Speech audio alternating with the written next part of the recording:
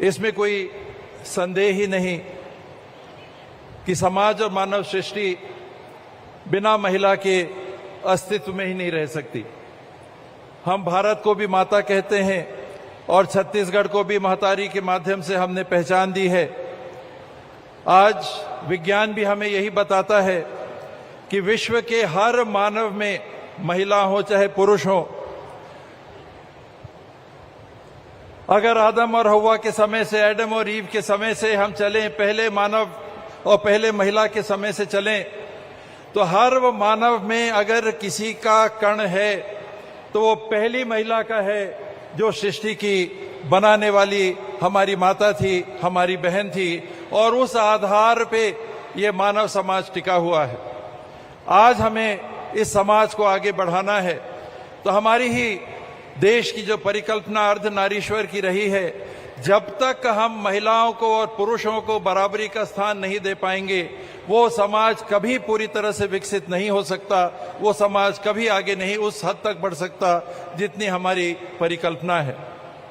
और आज के सम्मेलन का जो सार है वो है ही महिला समृद्धि का।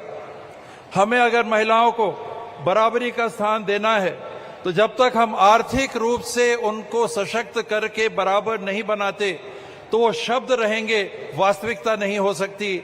और उस वास्तविकता को पूरा करने के लिए कांग्रेस पार्टी के माध्यम से, राजीव जी के समय से और उसके पहले से भी और बाद में सोनिया जी ने जिस तरह से आरक्षण को लेके, नौकरियों में स्थान को लेके आरक्षण को लागू किया, आज छत्तीसगढ़ में अगर जनप्रतिनिधित्व है तो पंचायतों में और नगरीय निकायों में आरक्षण आधा है, लेकिन महिलाओं की उपस्थिति आधे से ज्यादा है।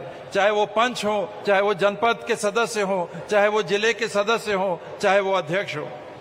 सरकारी कामों में आप देखें 50,000 से ज्यादा आंगनबाड़ी की कार्यकर्ता सहायिका, 70,000 से 73,000 से ज्यादा हमारी मितानिन बहनें, गुरुजन, हमारी टीचर्स हुए, हमारे प्रोफेसर्स हुए, हमारे डॉक्टर्स हुए, हमारे नर्सेस हुए, पुलिस के कर्मी हुए, हर विभाग में महिलाओं को जो स्थान मिल रहा है वो उस दिशा का संकेत है कि हमें उनको आगे ले जाना है, बराबरी का स्थान देना है, तो हमको उनको आर्थिक रूप से समृद्ध बनाना ही होगा।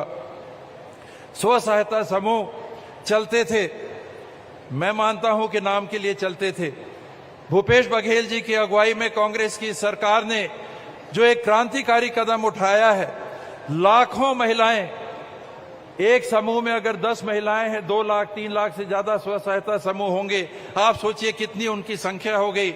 उन महिलाओं को सीधे स्वरोजगार से जोड़ के उनकी आर्थिक स्थिति को सुधारने का जो काम किया है, चाहे वो रीपा के माध्यम से हो, चाहे वन उपज के वैल्यू एडिशन के मामले के माध्यम से हो, चाहे वो तेंदुपत्ता के बढ़े हुए भाव के माध्यम से हो, जिस माध्यम से हो, इस सरकार ने प्रयास किया है कि केवल शब्द नहीं कहे, काम करके ये बताया है कि हमको अगर बराबरी का स्थान देना है तो हमको उनको आर्थिक रूप से भी बराबर बनाना होगा।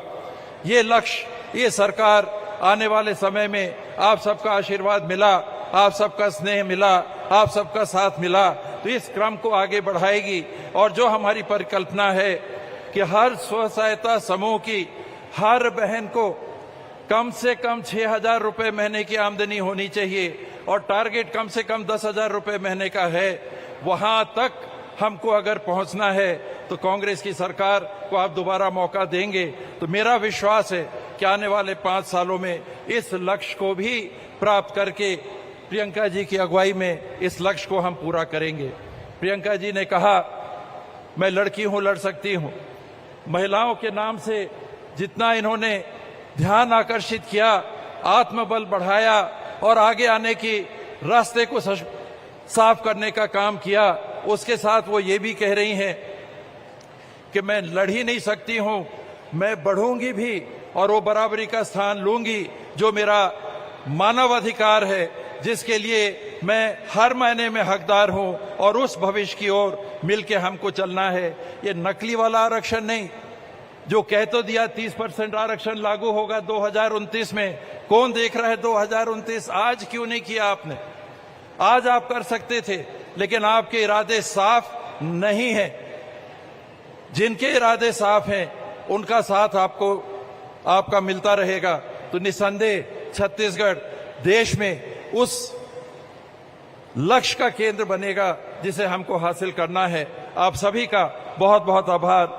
आदरणीय प्रियंका जी, आपका गहरा आभार, आपने समय देकर हम सबका मनोबल बढ़ाया। धन्यवाद। जय हिंद, जय छत्तीसगढ़।